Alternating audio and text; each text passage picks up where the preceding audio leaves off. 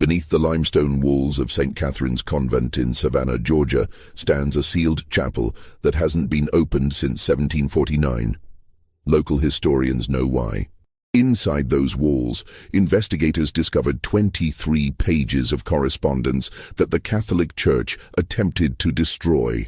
Letters describing something impossible, something that would shatter every religious principle of colonial America. Sister Marie-Thérèse Leclerc, 51 years old, head of the convent's disciplinary committee, known for her rigid enforcement of chastity vows, became pregnant. But this wasn't just any pregnancy. The child's father was a 17-year-old enslaved man named Thomas, owned by the convent itself. And Sister Marie-Thérèse didn't hide in shame. She stood before the entire congregation and proclaimed her condition a miracle from God. What happened in those chapel walls didn't just challenge religious doctrine. It exposed a network of secrets that reached from Savannah's wealthiest plantation owners to the Archbishop's personal residence. Tonight, after 275 years of silence, we reveal what really happened behind those convent doors. Before we continue with the story of Sister Marie-Thérèse and the scandal that consumed St. Catherine's, if dark historical mysteries fascinate you, make sure to subscribe and hit that notification bell, because stories this shocking don't appear in any history book. And I'm curious, where are you watching from? Drop your state or city in the comments. I love knowing where our community of mystery lovers is listening from.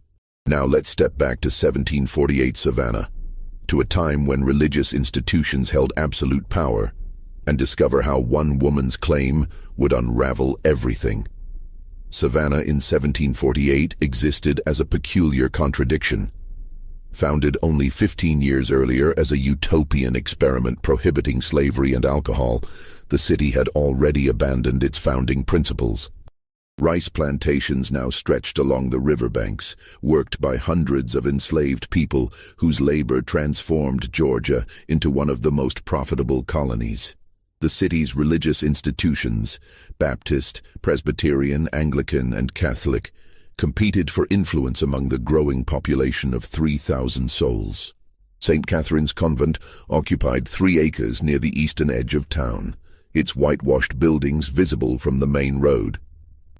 Established in 1742 by French Catholic missionaries, the convent served multiple purposes: spiritual retreat for wealthy women, educational facility for daughters of plantation owners, and administrative center for the church's growing holdings in Georgia.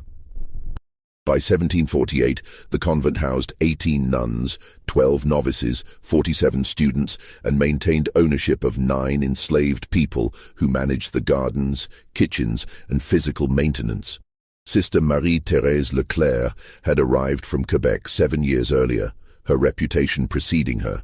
At 44, she'd already served 26 years in religious life, known throughout New France for her uncompromising enforcement of monastic discipline. Her letters of recommendation described a woman of absolute devotion, unmoved by earthly temptation, whose very presence reminds others of their sacred vows. Mother Superior Josephine Beaumont had requested her specifically to reform St. Catherine's, which had earned whispers about its relaxed standards. The transformation was immediate. Sister Marie-Thérèse implemented French monastic rules with military precision. She established inspection schedules, instituted mandatory confession 3 times weekly, and created a discipline committee that investigated any hint of improper conduct. The younger nuns learned to fear her footsteps in the corridors, the way her gray eyes seemed to see through walls. She never raised her voice, didn't need to. Her silence carried more weight than any sermon. Among the convent's enslaved workers, 17-year-old Thomas held a unique position. Purchased 3 years earlier from a Charleston auction, he possessed an unusual education. His previous owner, a merchant who'd fallen into debt, had taught him to read and write, a dangerous skill for an enslaved person, illegal in many colonies. The convent used his literacy to manage correspondence, inventory records, and educational materials. Thomas worked primarily in the library, copying texts, organizing documents, and preparing materials for the school. He moved through the convent like a ghost, present but invisible, performing his duties with quiet efficiency. The nuns had grown accustomed to his presence in spaces usually forbidden to men: the chapel during early morning cleaning, the library during afternoon study hours, the hallways when delivering messages. His youth and education made him seem less threatening than the older field workers who never entered the main buildings. Sister Marie-Thérèse had noticed him, of course. She noticed everything. But Thomas represented no concern, just another tool the convent employed for its operations. Or so everyone believed. The summer of 1748 brought oppressive heat to coastal Georgia. The convent's thick walls provided some relief, but the humidity made sleep difficult. Night prayers extended later as nuns sought the relative coolness of evening hours. It was during these late services that other sisters began noticing something unusual. Sister Marie-Thérèse's prayer schedule had changed. For 7 years, her routine had been absolutely predictable. Morning prayers at 4:30, private meditation at 6, Mass at 7, evening prayers at 8, personal devotions at 9. But now she appeared at odd hours, 10 at night, 11, sometimes past midnight. When questioned, she explained she was seeking deeper communion with God, that the Holy Spirit had called her to more intensive prayer. Nobody thought to question further. After all, this was Sister Marie-Thérèse, the woman who embodied religious devotion. The first crack in this facade appeared on the morning of October 3rd, 1748. Sister Agnes Fontaine, a young nun responsible for the convent's linens, entered the laundry room at dawn and discovered something that made her drop her basket. Among the soiled garments lay Sister Marie-Thérèse's nightdress, marked with bloodstains in a pattern Sister Agnes immediately recognized. Women in religious communities tracked each other's cycles. They lived too closely not to notice such things. But Sister Marie-Thérèse hadn't menstruated in 4 years. Everyone knew this. At 51, she'd entered that stage of life where such things ceased. Sister Agnes stood frozen, the nightdress in her trembling hands. She re-washed it 3 times, hung it to dry in the private drying room, and said nothing. But the knowledge burned inside her like hot iron. 3 weeks later, during morning chapel services, Sister Marie-Thérèse fainted. She'd never shown weakness before, never missed a prayer, never took a day of rest, never complained of any ailment. Mother Superior Josephine ordered her to the infirmary, where Sister Catherine Mercier, who served as the convent's medical attendant, examined her. What Sister Catherine discovered defied explanation. She examined Sister Marie-Thérèse twice, certain she'd made an error. Then a 3rd time. Each examination confirmed the impossible. Sister Marie-Thérèse was approximately 3 months pregnant. Sister Catherine stood in the small infirmary, her hands shaking as she recorded her findings in the medical log. She wrote the entry 3 times, crossing out each version, unable to find words that made sense of what she'd documented. Finally, she wrote simply, "Patient presents with symptoms consistent with early pregnancy. This finding requires immediate consultation with Mother Superior." The meeting took place that same evening in Mother Superior Josephine's private office, a wood-paneled room that smelled of beeswax and old paper. Present were Mother Superior Josephine, Sister Marie-Thérèse, Sister Catherine, and Father Benedict Hammond, the convent's chaplain who'd served in Savannah since its founding. Sister Catherine presented her findings first, her voice barely above a whisper.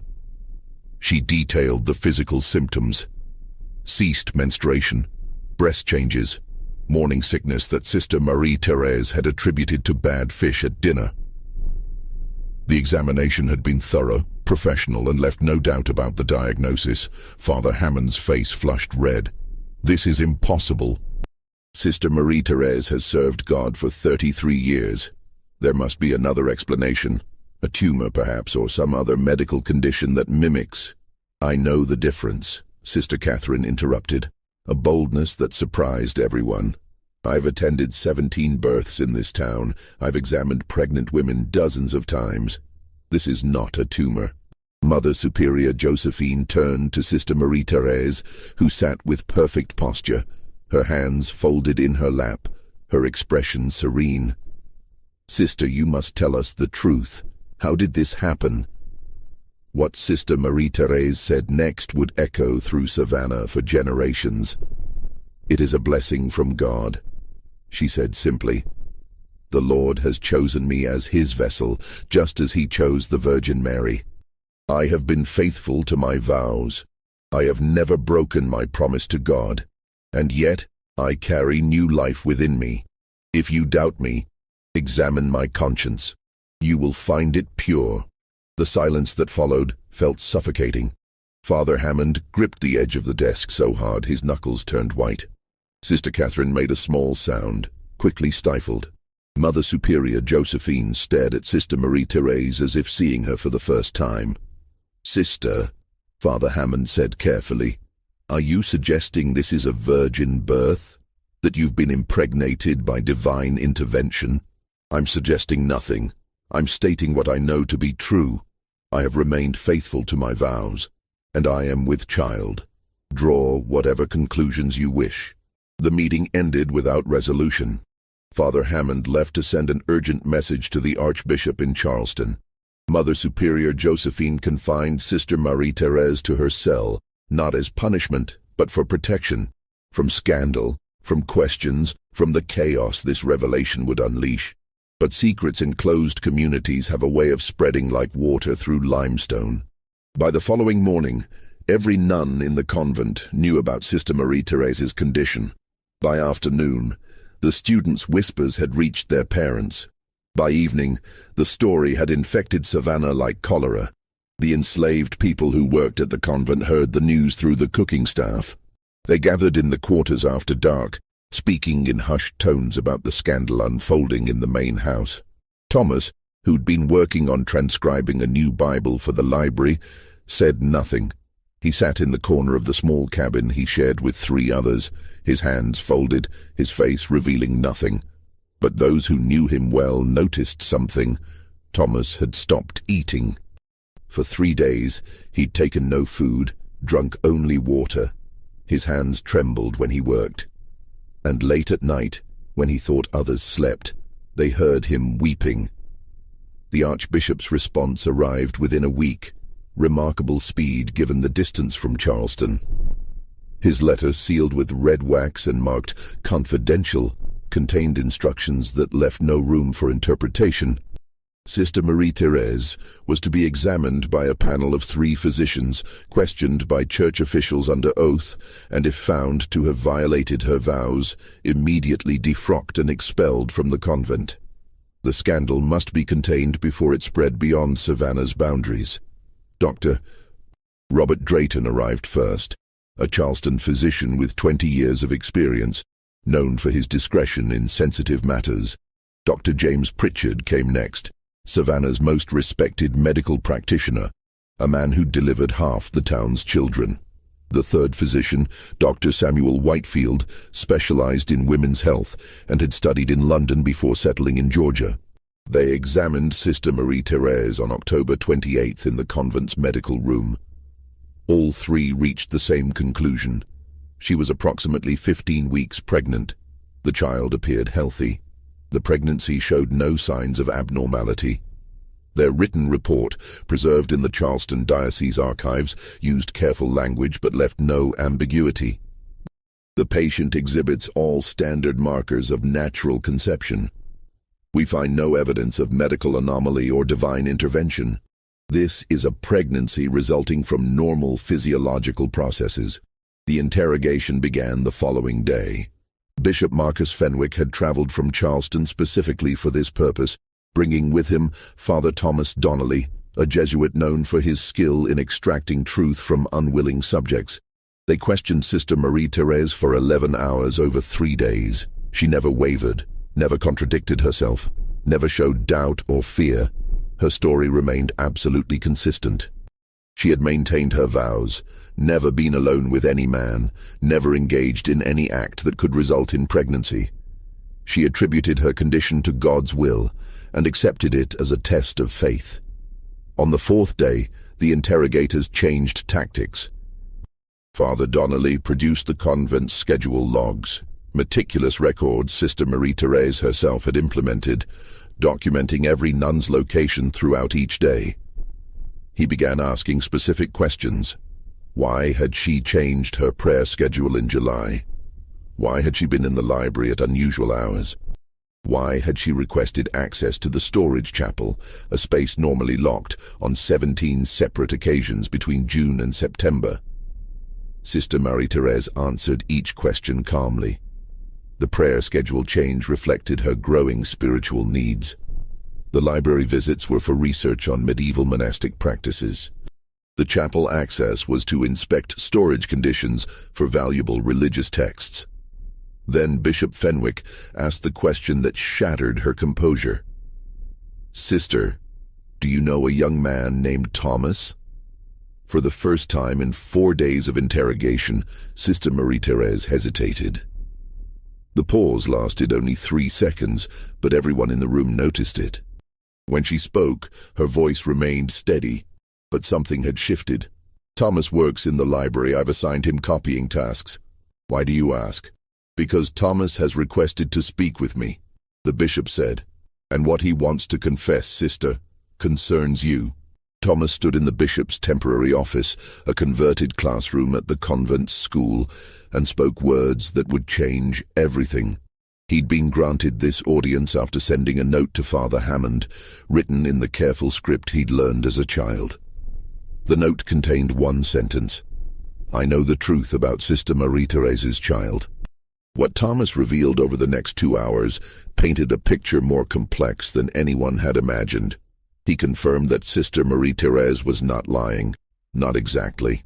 She'd maintained her vows, never engaged in any physical act with a man. But the pregnancy was not divine intervention, it was artificial insemination.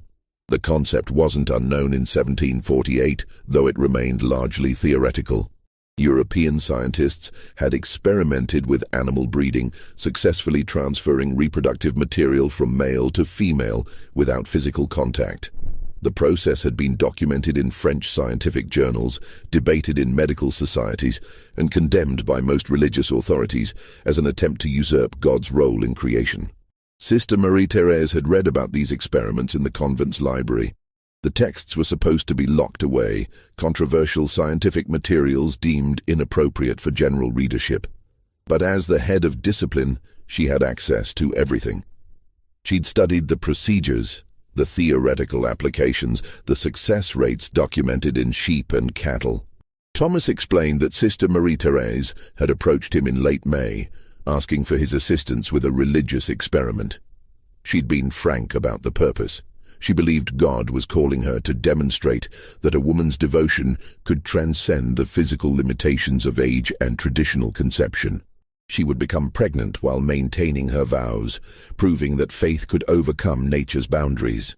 The procedure required Thomas to provide reproductive material, which he would deposit into a clean glass vessel. Sister Marie-Thérèse would then use a specially prepared syringe. She'd commissioned it from a medical supply merchant in Charleston, claiming it was for administering medicines to sick animals, to transfer the material into herself. No physical contact would occur between them. Technically, her chastity would remain intact. Thomas had refused at first. The request horrified him, not just because it violated every social and religious norm, but because he understood the danger. If discovered, he would be killed. No explanation would save him. An enslaved black man involved in a nun's pregnancy? The conclusion everyone would draw, regardless of the truth, would result in his immediate execution. But Sister Marie-Thérèse had used the one form of leverage that Thomas couldn't resist. She'd promised him freedom. She held legal authority to manumit the enslaved people owned by the convent. It required only Mother Superior's signature, which Sister Marie-Thérèse could obtain through her position on the Administrative Council. She showed him documents, draft papers, her personal commitment written and signed. Help her with this experiment, and she would secure his freedom before the child was born. The procedures took place in the locked storage chapel, late at night when everyone else slept. 7 attempts between June and early August. The 8th attempt on August 12th resulted in pregnancy. Thomas provided the biological component in an adjacent chamber, never seeing or touching Sister Marie-Thérèse during the process. She handled the technical aspects herself, following procedures she'd memorized from medical texts. When Thomas finished explaining, Bishop Fenwick sat in stunned silence.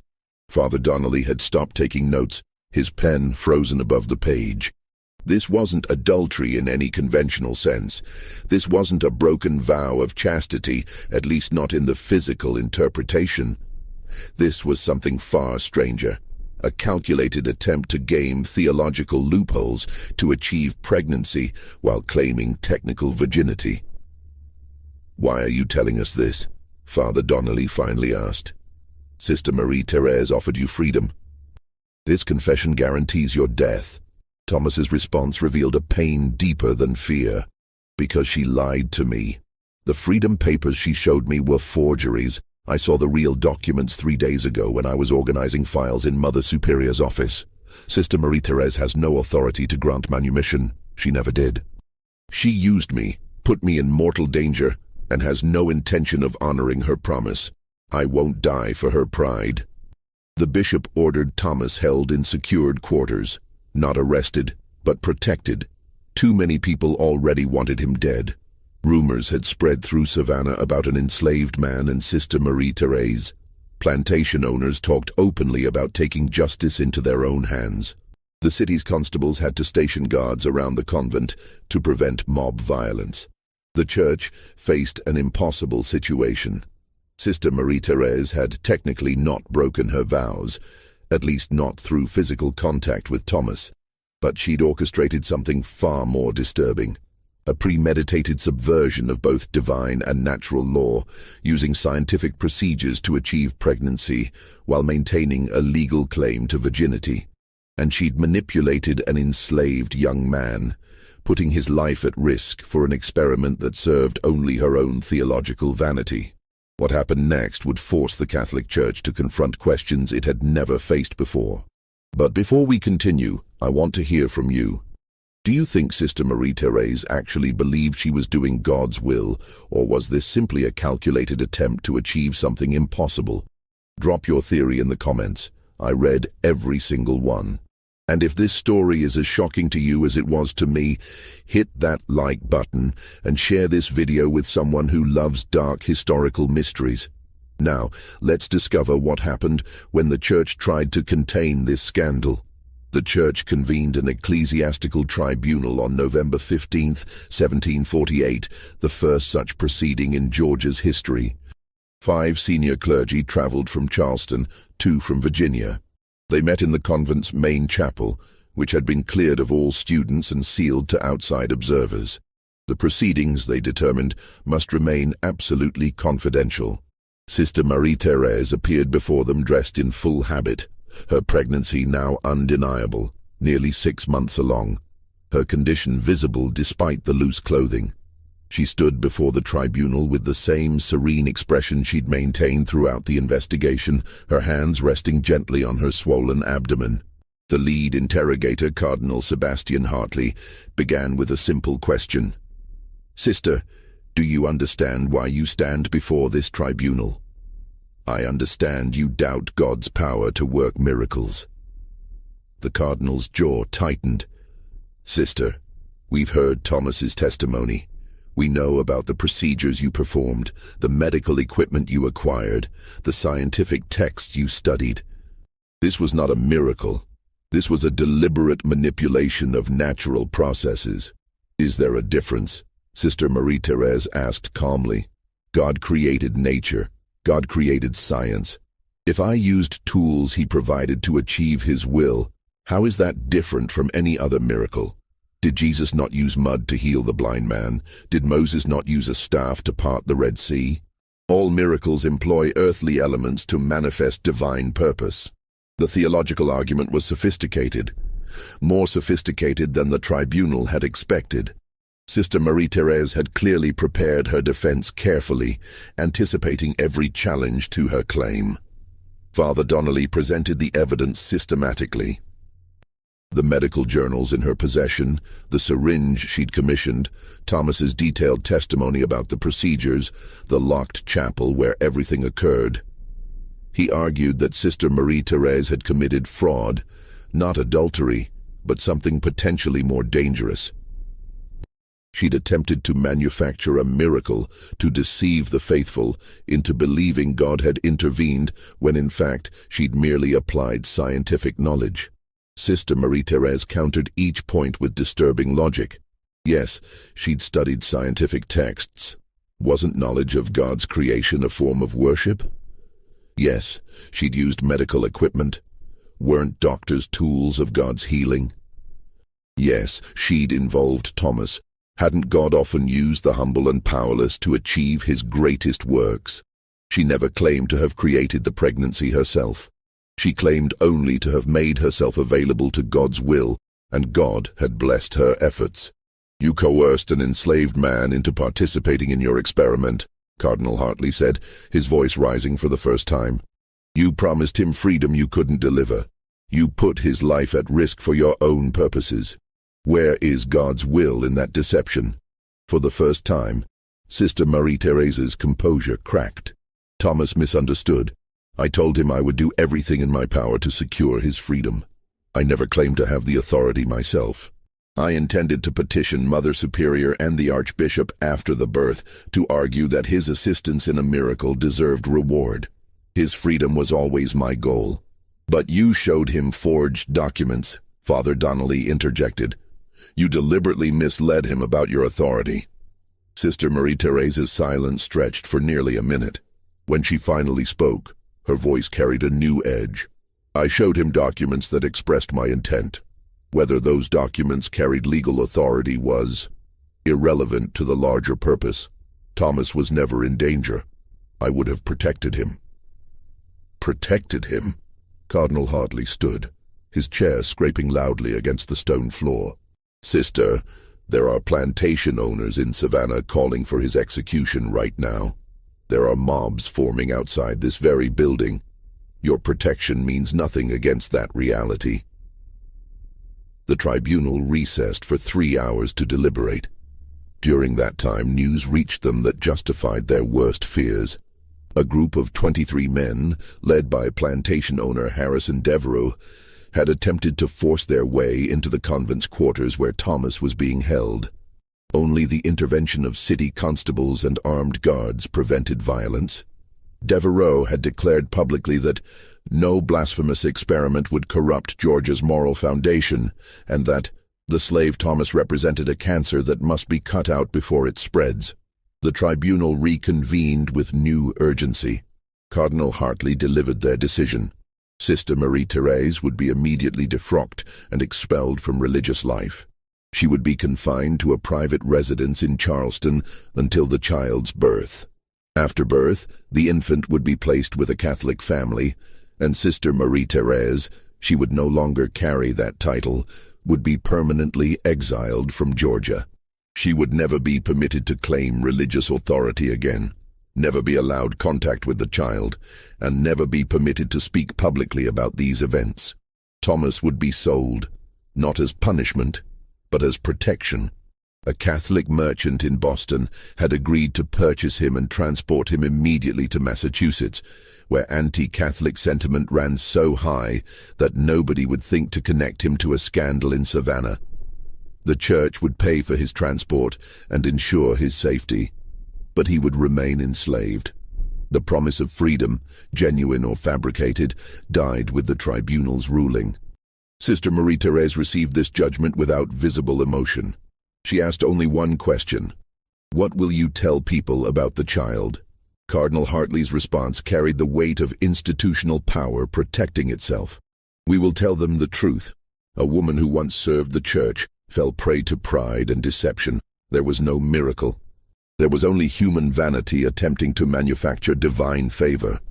The child is evidence of sin, not blessing. But Sister Marie-Thérèse smiled, a small, knowing expression that sent chills through everyone present. You can tell them whatever you wish, Your Eminence, but the child will be born. And when people see a healthy infant born to a woman who was 51 when conceived, who had not menstruated in years, who the doctors said should have been incapable of pregnancy, when they see that child thriving against all medical probability, what will they believe? Your carefully prepared explanation, or their own eyes? The birth occurred on February 9th, 1749, in a private residence in Charleston, a two-story house the church had rented specifically for this purpose. The location was kept secret from all but essential personnel. 3 midwives attended, sworn to confidentiality. Dr. Drayton supervised, documenting everything for church records. The house itself had been chosen carefully, a modest structure on the eastern edge of Charleston, far enough from the city center to avoid casual observation, but close enough to summon additional medical help if needed. The church had paid the owner, a widow named Mrs. Eleanor Cunningham, 3 months' rent in advance for absolute discretion. Mrs. Cunningham asked no questions, accepted the gold coins, and spent those months visiting relatives in Virginia. Sister Marie-Thérèse had been transported to the residence in early January, when her pregnancy became too visible to hide. 2 nuns accompanied her, Sister Agnes Fontaine, who'd discovered the blood-stained nightdress months earlier, and Sister Catherine Mercier, whose medical training made her essential.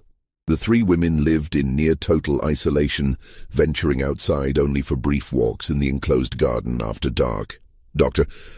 Drayton visited weekly throughout January, monitoring the pregnancy's progression with increasing amazement. Every examination confirmed what should have been impossible: a healthy, developing fetus in a 51-year-old woman whose reproductive system should have been completely dormant. He measured the growth, listened to the heartbeat through his wooden stethoscope, palpated the position. Everything proceeded normally, better than normally in fact. He'd attended younger women whose pregnancies showed more concerning signs. "I don't understand it," he confided to his private journal on January 28th. "By every medical principle I've learned, this pregnancy should not exist. Her age, her history, the documented cessation of menses 4 years prior, all indicate absolute infertility. Yet the child thrives. The mother shows no signs of the complications I expected, no excessive swelling, no dangerous blood pressure fluctuations, no threatening positions.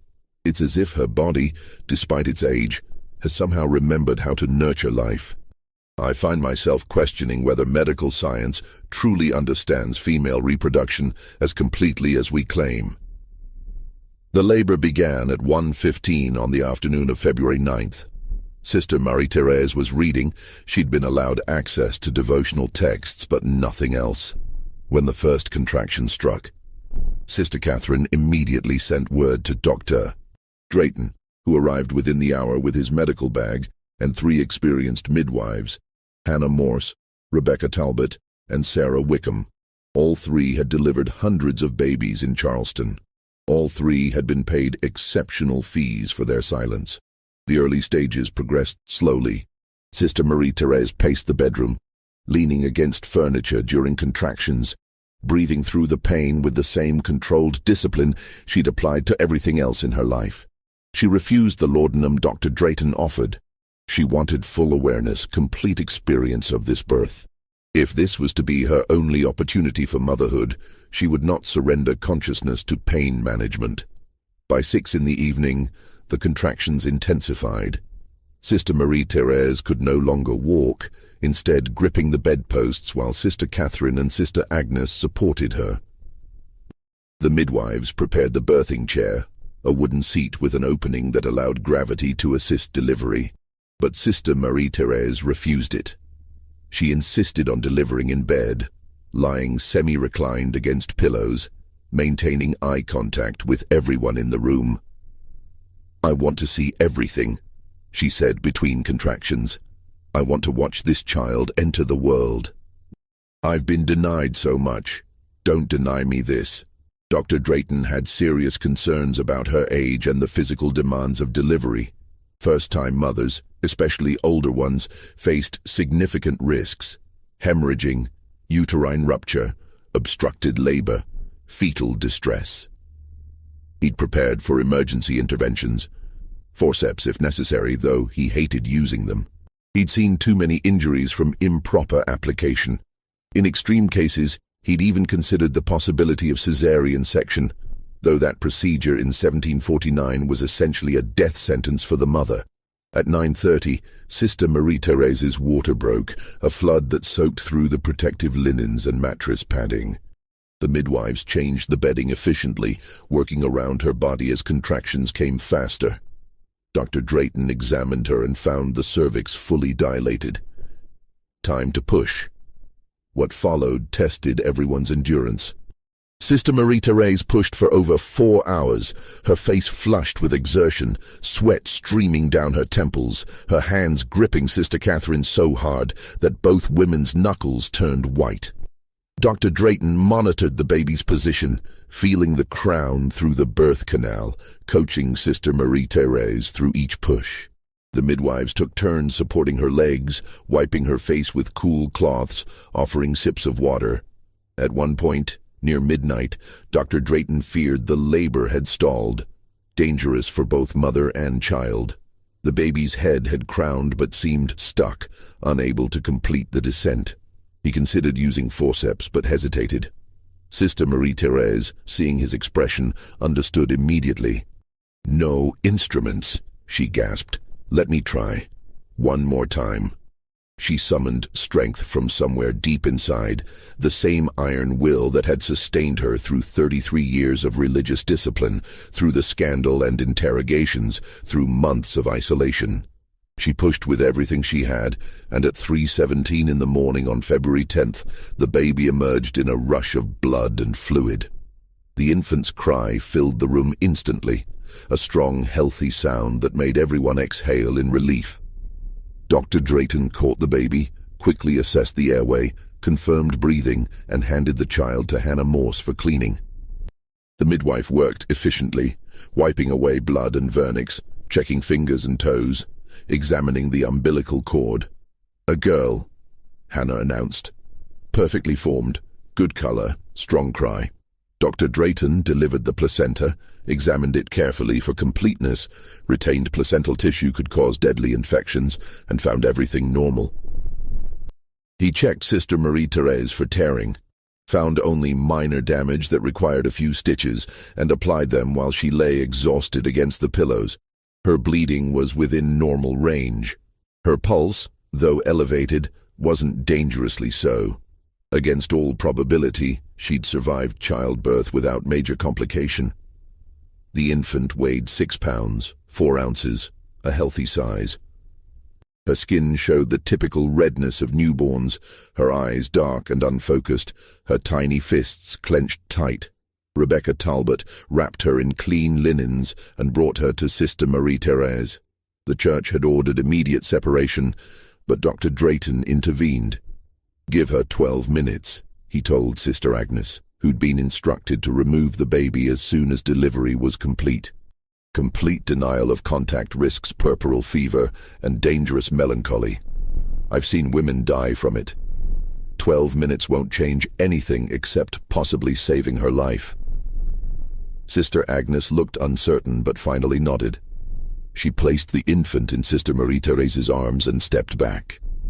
Sister Marie-Thérèse looked down at her daughter with an expression Dr. Drayton would never forget. Not the ecstatic joy he sometimes saw in new mothers, but something more complex, triumph mixed with grief, wonder mixed with desperation. She touched the baby's face with trembling fingers, traced the tiny nose, the perfect ears, the downy hair. "They will tell you I deceived people," she whispered, her voice hoarse from hours of labor. "They will say I manufactured you through pride and manipulation, but I know the truth. I was barren, medically, absolutely barren. 3 physicians confirmed it. Dr. Drayton himself said my body could not support pregnancy. Yet you exist, you breathe, you are perfect." The baby made small sounds, rooting instinctively toward Sister Marie-Thérèse's chest. Dr. Drayton had forbidden nursing. The church wanted no bond formed that would make separation more difficult. but he allowed this moment of contact. Sister Marie-Thérèse held her daughter close, breathing in the scent of new life, memorizing every detail. "Whether I used science or faith or both," she continued, "something beyond human understanding happened. They say it wasn't a miracle because I employed mechanical means. But who decides what miracles look like? If God gave humans the intelligence to understand his creation, is using that intelligence somehow less divine than passive waiting? You are my testimony. You are my answer to everyone who says faith and knowledge cannot coexist." At 3:29, 12 minutes after birth, Sister Agnes stepped forward. "It's time."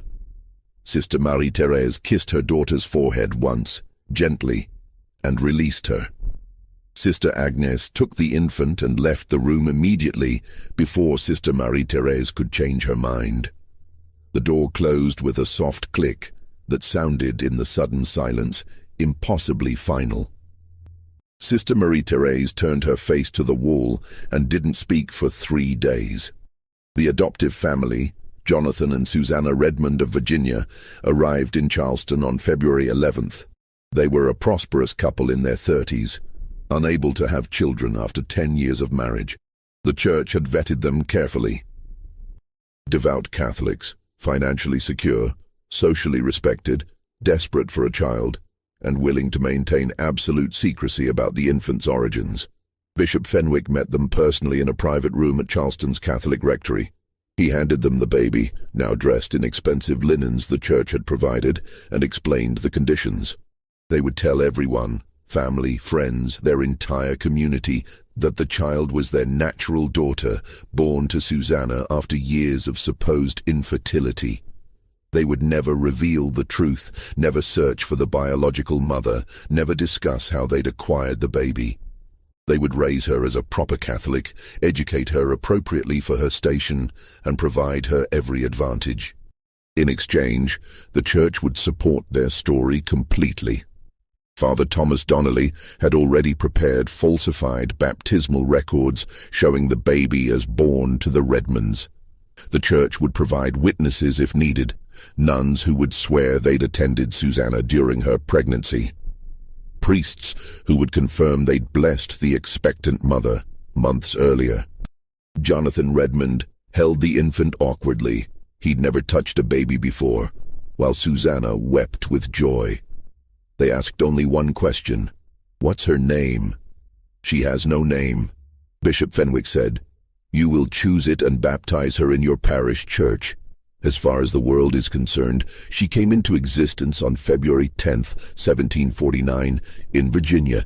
Everything before that moment is erased." They named her Charlotte, baptized her on February 20th at their parish church in Richmond, and raised her as their own. She would never know different. Sister Marie-Thérèse remained in the Charleston residence for 2 months, physically recovering while church officials debated her fate. The recovery itself surprised Dr. Drayton. He'd expected complications, infections, hemorrhaging, the dangerous puerperal fevers that killed so many new mothers. Instead, Sister Marie-Thérèse healed quickly. Her stitches dissolved normally. Her bleeding stopped within 10 days. By late February, she was physically healthy. Mentally, however, she'd descended into a state Dr. Drayton found deeply concerning. She ate only when Sister Catherine forced food into her hands. She stared at walls for hours without speaking. She refused to pray, wouldn't even hold a rosary when offered. At night, the other women heard her weeping, long sessions of silent tears that seemed to drain away her remaining strength. Sister Catherine, who'd known Sister Marie-Thérèse for 7 years, recognized this wasn't simple grief. This was complete psychological collapse, the breaking of a will that had seemed unbreakable. She invested everything in this. Sister Catherine told Dr. Drayton during one of his visits. Her entire identity, her understanding of her relationship with God, her belief that she could demonstrate faith through knowledge. Now the child is gone. Her religious life is over, and she has nothing left. I fear she may harm herself. Dr. Drayton increased his visits to daily, monitoring not just physical recovery but mental state. He brought her books, not religious texts, But literature, histories, anything to engage her mind. She barely looked at them. He tried conversation, asking about her childhood in Quebec, her early years in religious life, anything to draw her back toward engagement with the world. She answered in monosyllables or not at all. During these weeks, Sister Marie-Thérèse wrote extensively. Letters, theological arguments, personal reflections. Writing seemed to be the only activity that stirred her from lethargy. She filled page after page with neat script, working by candlelight late into the night. Sister Catherine collected these pages each morning, unsure what to do with them. Church officials had ordered that Sister Marie-Thérèse produce no written materials, but Sister Catherine couldn't bring herself to confiscate the only thing that seemed to keep the woman from complete despair. Most of these documents were eventually destroyed when church officials discovered their existence. Only 3 letters survived, preserved by Father Michael O'Brien, a young priest who'd been assigned to assist with Sister Marie-Thérèse's exile preparations. Something in the letters moved him. Their raw honesty, their refusal to recant despite everything, their complex grappling with questions of faith and knowledge. He hid them in his personal papers, a small act of rebellion against institutional orders. The first letter, dated March 5th, was addressed to no one, or perhaps to God, or perhaps to the daughter she'd never see again. They tell me I sinned through pride. Perhaps they're right. But what is faith without action? What is belief without testing? Abraham was willing to sacrifice Isaac to prove his devotion. Was my experiment so different? I offered myself, my body, my reputation, my entire religious life to demonstrate that God's creation includes pathways we haven't yet understood. I studied how life begins. I applied that knowledge. A child was born who doctors said couldn't exist. They call this deception, but I call it partnership with divine purpose. God created natural law, using that law to achieve what seems impossible. Isn't that faith made manifest? The second letter, dated March 15th, addressed her treatment of Thomas directly. I have sinned grievously against Thomas, and this sin weighs heavier than any other charge against me. I told myself his participation served a higher purpose, that the end justified the means, that I would ultimately secure his freedom and make everything right. But I lied to him. I showed him forged documents. I manipulated his desperate hope for liberty to serve my goals. I told myself I would protect him, but I couldn't. I didn't. The church sold him away to save itself from scandal, and I lacked the power or position to intervene. If there is damnation, I deserve it not for the pregnancy. I still believe that was righteous, but for how I treated another human being as a tool rather than a soul equal in God's eyes. Thomas, if you somehow read these words, know that I am sorry. It changes nothing, repairs no harm, but it is true. The third letter, dated March 29th, contained her theological defense, the argument she'd been refining since the tribunal. The church fathers who condemned me claim that manipulating natural processes cannot constitute divine intervention. But I ask, what is prayer but an attempt to influence divine will? What are sacraments but physical materials, bread, wine, water, oil, used to convey spiritual grace? What is any religious practice but human action intended to connect with transcendent reality? I used knowledge instead of ritual, science instead of ceremony, but the goal remained identical, to demonstrate God's power working through human agency. They reject my method while embracing their own, but both rely on the same principle, that divine and human action can intersect. They call their intersections holy, and mine heretical simply because I employed tools they don't yet understand or approve. In 100 years, perhaps 200, medical science will make pregnancy possible for women deemed barren. When that day comes, will they remember me as heretic or pioneer? Will they see that I was simply ahead of the methods, not wrong in the principle? These letters reveal a woman grappling with genuine theological questions, not simply rationalizing selfish actions. She understood the complexity of what she'd done, the scientific audacity, the religious implications, the moral failures. She refused to repent entirely because she genuinely believed the pregnancy itself was justified, even if her treatment of Thomas was not. This nuanced position infuriated church authorities, who wanted either complete repentance or complete defiance. Sister Marie-Thérèse offered neither, just complicated truth. The church's final decision came in April. Bishop Fenwick arrived personally to deliver the sentence. Sister Marie-Thérèse would be exiled to the Convent of the Sacred Heart in Quebec, a cloistered community that maintained perpetual silence, where nuns spent their lives in contemplative prayer, isolated from the world. She would take new vows there, different from her original commitments, vows of absolute silence, absolute obedience, absolute withdrawal from worldly engagement. She would never teach, never write, never speak about her experiences in Savannah. She would be listed in official records as having died in Charleston in 1749. For all practical purposes, Marie-Thérèse Leclerc would cease to exist. "You are being granted mercy," Bishop Fenwick told her. "The alternative is complete excommunication, removal from the church entirely, leaving you with no community and no purpose. At least in Quebec, you remain within the faith, even if silenced." Sister Marie-Thérèse received this sentence without visible emotion. She'd expected worse. Public excommunication, perhaps even trial in secular court for fraud or deception. Exile to a silent monastery meant continued survival, if not the life she'd envisioned. "May I ask one question?" she said finally.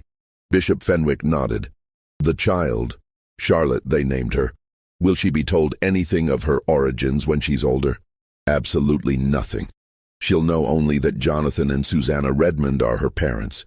This conversation, this question, is the last time her true origin will be spoken aloud within the church. Do you understand?" Sister Marie-Thérèse understood. She nodded once and spoke no more. On April 23, 1749, accompanied by Father O'Brien and Sister Catherine, who'd volunteered to escort her to Quebec, Sister Marie-Thérèse departed Charleston aboard the merchant ship Harmony. The voyage to Boston took 6 days, the overland journey to Quebec another 3 weeks. Sister Catherine's letters to her family, preserved in the Savannah Diocese archives, describe Sister Marie-Thérèse during this journey as a woman already departed from this world, physically present but spiritually elsewhere. They reached the Convent of the Sacred Heart on May 27th. Sister Catherine stayed only 3 days before beginning her return journey to Georgia. She wrote one final letter to Mother Superior Josephine Beaumont, describing Sister Marie-Thérèse's arrival. She entered the chapel for Vespers and took her place among the silent sisters without hesitation. When the service ended and the others departed without speaking, she simply closed her eyes and began to pray. "I don't know if she'll find peace in this place, but I know she'll keep its silence. She has nothing left to say." The Convent of the Sacred Heart burned in 1763 during the 7 Years' War, when British forces occupied Quebec. No records survived indicating whether Sister Marie-Thérèse died in the fire, had died earlier from illness, or somehow survived and lived elsewhere. Official church records list her as deceased in 1749, making her actual fate unknowable. Thomas's journey proved far more perilous than anyone anticipated. He'd arrived in Boston on December 4th, 1748, sold to merchant Isaac Pemberton for £42, significantly above market value, with the church paying the difference to ensure Pemberton's cooperation in keeping Thomas's origins secret. Pemberton operated a shipping and textile business that required educated workers capable of managing accounts, correspondence, and inventory. Thomas fit these requirements perfectly. Pemberton installed him in a small office above the warehouse, gave him ledgers to maintain, and initially seemed satisfied with the arrangement. But Boston's religious climate proved more hostile than the church had anticipated. The city's Puritan majority viewed Catholic institutions with deep suspicion. And the Savannah scandal, though details remained suppressed, had leaked enough information to spark intense interest. Newspapers published speculative articles. Ministers delivered sermons about Catholic corruption. The mere hint of conspiracy involving nuns, enslaved people, and supposed miracles inflamed existing prejudices. Reverend Jonathan Cole of the Old North Church became particularly obsessed with the case. He'd heard rumors that someone connected to the scandal had been relocated to Boston, and he was determined to expose what he called papist deception, threatening New England's moral purity.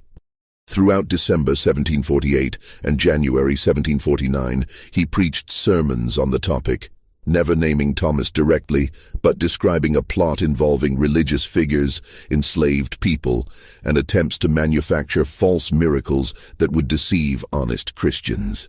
Thomas kept his head down, worked diligently, and hoped the attention would fade. He lived in the warehouse's upper floor, rarely venturing into the city, avoiding any situation that might draw notice. He'd learned in Savannah that visibility meant danger. Pemberton had instructed him to tell anyone who asked that he'd worked for the merchant for years, that he'd been purchased from a Virginia estate, that his education came from a kindly previous owner. The story was thin but believable enough if nobody investigated closely. The situation remained manageable until March 7, 1749, when disaster struck. A sailor who'd worked on the ship that transported Thomas from Charleston happened to dock in Boston, and after several drinks in a waterfront tavern, mentioned to his companions that he'd carried the black fellow from that Catholic nun scandal down in Georgia. And the sailor didn't know Thomas's name and couldn't point to his location, but the mere confirmation that someone connected to the scandal was in Boston sparked immediate uproar. Reverend Cole heard the rumor within hours. Boston's religious community communicated with remarkable efficiency when Catholic scandal was involved. He immediately began investigating, questioning merchants who'd recently acquired enslaved workers, checking dock records, interviewing ship captains. His persistence paid off. By March 9th, he'd identified Pemberton's recent purchase of an unusually educated enslaved man from Charleston. Cole appeared at Pemberton's warehouse on March 10th, accompanied by 6 members of his congregation. They demanded to see Thomas, insisting they had questions about Catholic corruption and deception. Pemberton, caught between business interests and community pressure, made a calculated decision. He couldn't hide Thomas. Cole would simply return with more people, possibly with constables. But he also couldn't hand Thomas over to what was clearly becoming a mob. "Thomas works for me," Pemberton told Cole firmly. "He's my legal property, purchased legitimately.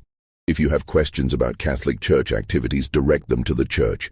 Thomas is simply a worker who had the misfortune of being owned by a Catholic institution.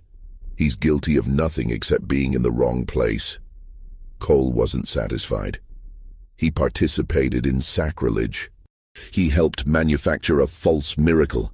He defiled a bride of Christ. The details don't matter. His very existence here, his freedom to walk and work among honest Christians, is an affront to God.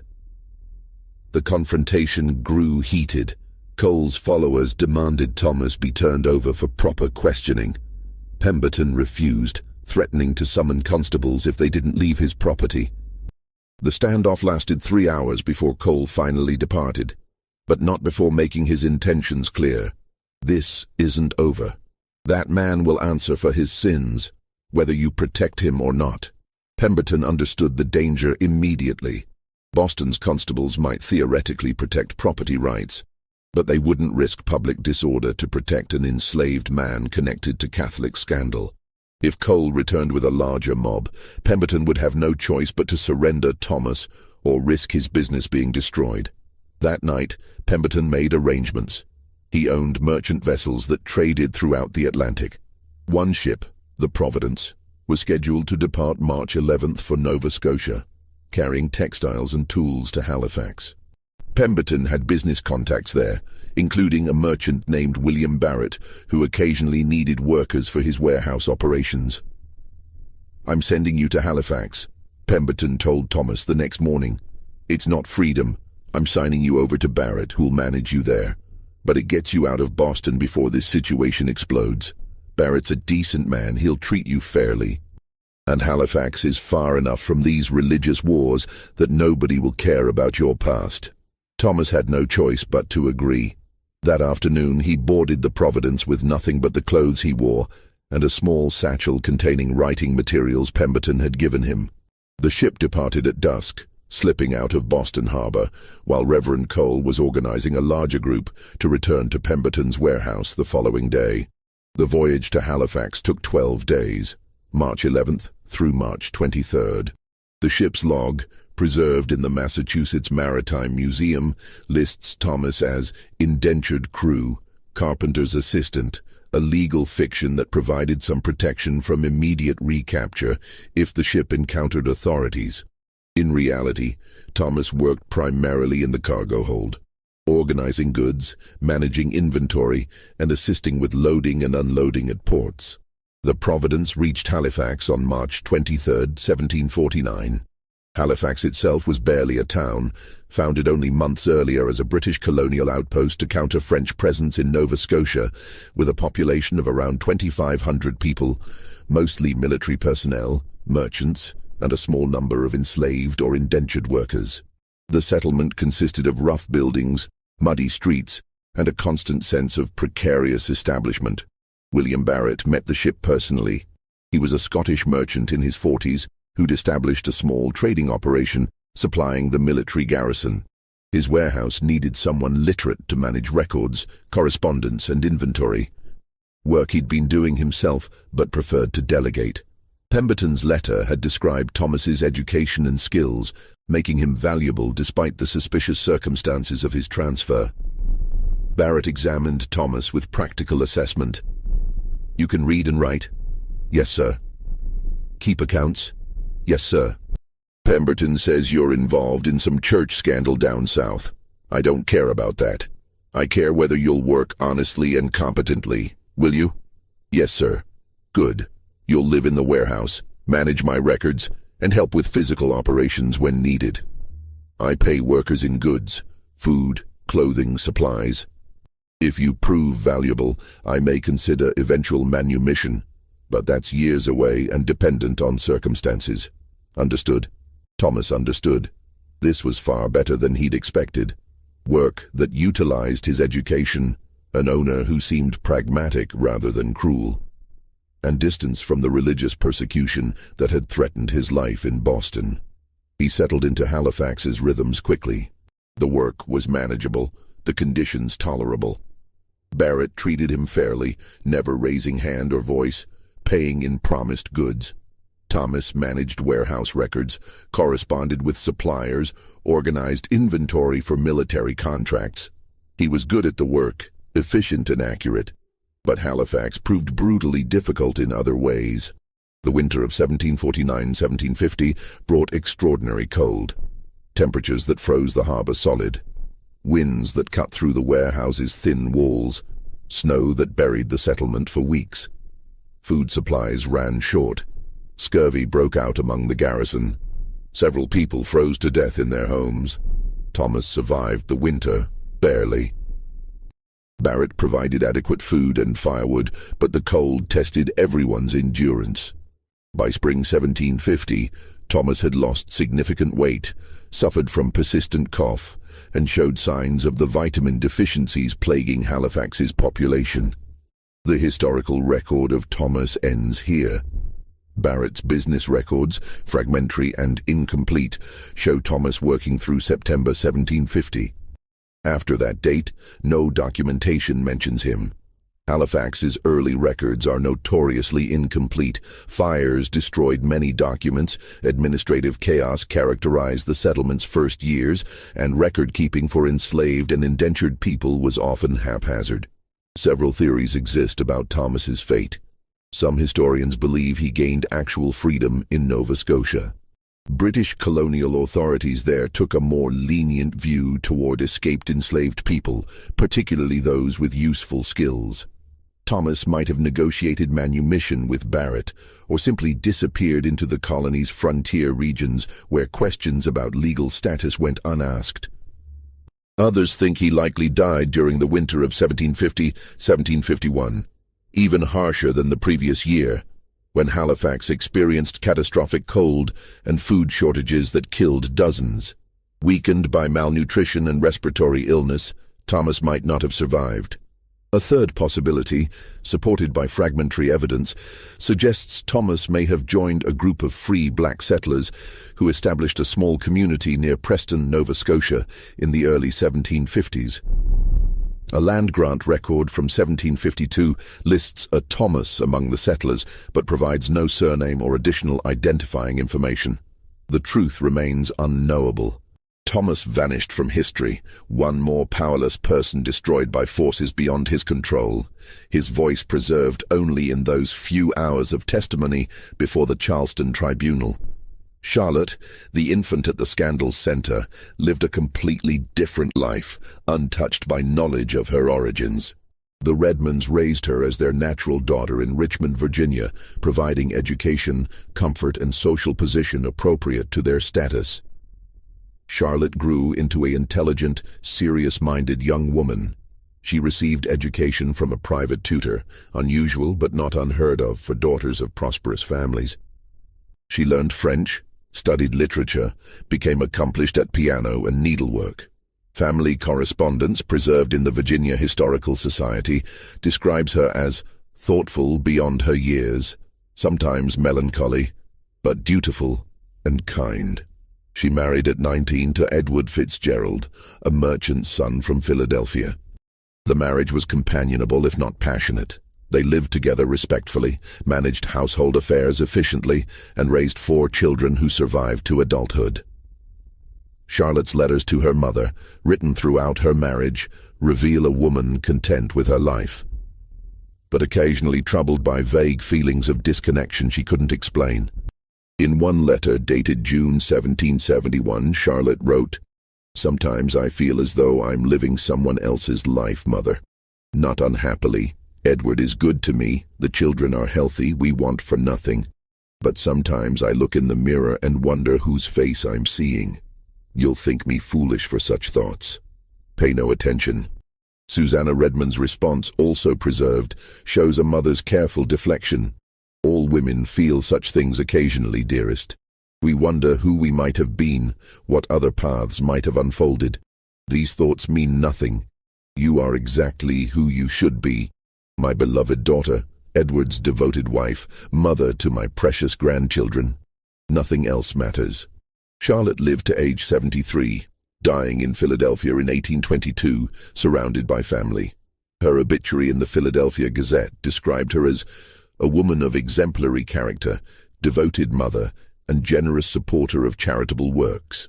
She'd lived an entire life, raised children who raised children, impacted her community in small but meaningful ways. She never knew the circumstances of her conception, the scandal that surrounded her birth, or the remarkable woman who'd brought her into the world through such extraordinary means. Whether Charlotte ever suspected her origins were more complex than she'd been told remains unknown. Family stories suggest she occasionally questioned why she bore no physical resemblance to either parent. She was taller than both Redmonds, darker-haired, with facial features that matched neither family line. But these questions, if she asked them, received no answers that disturbed her understanding of herself. St. Catherine's Convent never recovered from the scandal. Enrollment dropped catastrophically. Prosperous families who'd sent daughters there withdrew them immediately, unwilling to associate with an institution tainted by such controversy. By 1755, the facility housed only 8 nuns, 12 students, and had lost most of its financial support. The Catholic Church closed it permanently in 1758, selling the property to merchant Samuel Dawkins, who converted the buildings into warehouses. During the conversion, workers sealed the storage chapel where Sister Marie-Thérèse had performed her procedures. Official documents cite structural concerns about the chapel's foundation, but church correspondence suggests the real motivation: eliminating any physical space associated with the scandal. Whatever materials or evidence might have remained inside, equipment, documents, any trace of what occurred there, was buried behind brick walls that remain intact today. The sealed chapel remained untouched, its secrets buried behind stone and mortar. The convent's closure in 1758 marked the end of St. Catherine's presence in Savannah, but not the end of whispered stories about what had occurred within those walls. In the years immediately following the scandal, Savannah's Catholic community fractured. Many families who'd supported the convent withdrew their patronage from the church entirely, unwilling to associate with an institution that had harbored such controversy. Protestant ministers used the scandal as evidence of Catholic moral corruption, pointing to it in sermons for years afterward. The few remaining Catholic families in Georgia found themselves defending their faith against constant suspicion.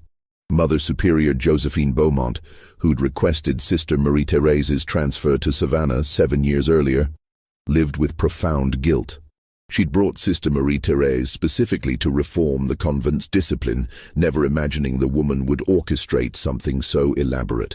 In letters to her sister in New Orleans, preserved until her death in 1756, Josephine wrote, "I thought I was bringing God's strictest servant to guide us toward righteousness. Instead, I brought a woman whose devotion had twisted into something I cannot name. Was it pride? Madness? True faith gone astray? I will die not knowing, and perhaps that uncertainty is my penance." The other nuns who'd lived through the scandal carried their own burdens. Sister Agnes Fontaine, who'd discovered the blood-stained nightdress, left religious life entirely in 1752, returning to her family in Charleston. Sister Catherine Mercier, who'd attended the birth and later accompanied Sister Marie-Thérèse to Quebec, continued serving in various convents until her death in 1772. But her letters suggest she never fully reconciled what she'd witnessed. "I saw a healthy child born to a woman who should not have been capable of bearing life," she wrote to a fellow nun in 1760. "I held that infant in my hands. Whatever Sister Marie-Thérèse's sins, whatever her methods, that child was real and perfect. How do we understand such things?" Thomas's owner in Halifax, William Barrett, mentioned him only once more in surviving correspondence. In a letter to a business associate dated November 1750, Barrett wrote, "The worker Pemberton sent me proved capable for a time, but has since departed my service. I know not where he went, nor do I inquire too closely. Some men carry shadows that follow them everywhere, and I've learned not to stand too near such shadows, lest they fall on me as well." Charlotte Fitzgerald, born Charlotte Redmond, lived her entire life in Virginia and Pennsylvania, bearing and raising 4 children who knew nothing of their grandmother's history. Her husband Edward's business prospered modestly, providing comfortable if not wealthy circumstances. When Charlotte died in 1822, her daughter Eleanor sorted through her mother's possessions and found a small wooden box containing items Charlotte had treasured. Her mother's wedding ring, pressed flowers from her wedding day, letters from her father, and curiously, a single page torn from a Bible, the page containing Luke's account of the Annunciation, when the angel Gabriel tells Mary she will bear a child. Eleanor noticed her mother had underlined certain phrases. "How shall this be, seeing I know not a man? And for with God nothing shall be impossible." Why these particular verses held meaning for Charlotte, Eleanor never learned. She kept the page with her mother's other effects, and it passed through generations of the Fitzgerald family, its significance forgotten. In Savannah, the warehouse that had once been St. Catherine's Convent stood as a reminder of scandal slowly fading into local legend.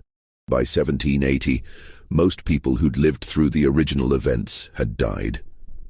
The stories that remained grew distorted through retelling. Some claimed the nun had been possessed by demons, others that she'd been carrying on an affair with multiple men, still others that the entire incident had been fabricated by Protestant enemies of the church. The truth, documented in letters scattered across church archives from Charleston to Quebec, remained hidden. The church had succeeded in its primary goal, burying the scandal so thoroughly that specifics became unknowable. Only those with access to sealed diocesan records, and few had such access, could piece together what actually occurred. Dr. Drayton, who'd attended the birth, kept his private journal until his death in 1771. In his final entry, written 3 days before a stroke killed him, he reflected on the case that had troubled him for 22 years. "I have delivered hundreds of children in my practice. I have seen births that defied expectation, mothers who survived against all odds, infants who thrived despite every disadvantage. But I have never seen anything like what I witnessed in February 1749. A woman of 51, declared barren by multiple physicians including myself, bearing a healthy child after a pregnancy that proceeded with fewer complications than I see in women half her age. Was it miracle? Was it medicine? Was it simply nature proving our understanding incomplete? I die not knowing, and perhaps that is as it should be. We are not meant to understand everything. We are meant to witness, to document, and to remain humble before mysteries that exceed our comprehension." The Catholic Church never officially acknowledged the scandal beyond internal correspondence. No public statement was ever issued. No explanation was ever offered to the families who'd entrusted their daughters to St. Catherine's care. The silence was absolute and intentional, a calculated decision that truth buried would fade faster than truth confronted. By 1800, 50 years after Sister Marie-Thérèse gave birth in that Charleston residence, the story had transformed into vague legend. Old people in Savannah occasionally mentioned something that happened at the Catholic convent long ago, but specifics had dissolved into rumor and speculation. The sealed chapel remained sealed. The scattered documents remained scattered. The people who'd lived through the scandal, Sister Marie-Thérèse in her silent monastery, Thomas in whatever fate befell him, Charlotte in her peaceful ignorance, carried their pieces of truth to graves separated by hundreds of miles. What remains is the uncomfortable recognition that extraordinary events occurred in colonial Savannah, events that challenged religious doctrine, medical understanding, and social order. A woman claimed to use scientific knowledge in service of faith. A young man was manipulated and discarded. A child was born against probability and raised in complete ignorance of her origins. An institution chose reputation over truth, silence over accountability. The facts documented in surviving letters and records confirm these elements occurred. Whether Sister Marie-Thérèse's methods actually worked, whether the pregnancy resulted from her procedures or from natural fertility doctors had incorrectly dismissed, whether her claims of divine purpose were genuine faith or elaborate rationalization. These questions remained unanswered in her lifetime and remain unanswered still. What cannot be disputed is that a woman of 51 bore a healthy child in 1749, that this event caused a scandal the Catholic Church desperately tried to erase, and that lives were irrevocably changed by decisions made behind those convent walls. The rest, interpretation, judgment, understanding, belongs to those who encounter the story and must decide for themselves what it means. This scandal reminds us that history's most disturbing mysteries often involve real people whose lives were destroyed by forces beyond their control and institutions that valued reputation over justice. What do you think of Sister Marie-Thérèse's actions? Was she a woman of genuine faith who believed knowledge and devotion could coexist, or was she simply driven by pride and ambition? And what about Thomas, an innocent person whose only crime was desperate hope for freedom? Leave your comment below with your thoughts. If you enjoyed this dark tale from America's hidden past, subscribe, hit that notification bell, and share this video with someone who loves historical mysteries that challenge everything we think we understand. Until next time, remember that the darkest chapters of history are often the ones powerful institutions tried hardest to erase.